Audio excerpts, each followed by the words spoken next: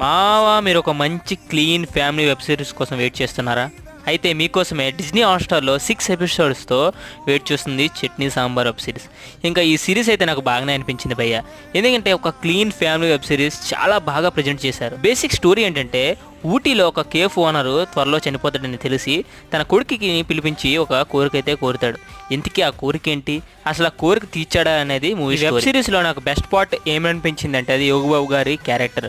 తన కాళ్ళ మీద తాను కష్టపడి చాలా సిన్సియర్గా ఉంటాడు మన హీరో అయిన యోగిబాబు. అయితే ఈ మూవీలో పాజిటివ్స్ ఉన్నాయా అంటే ఉన్నాయి.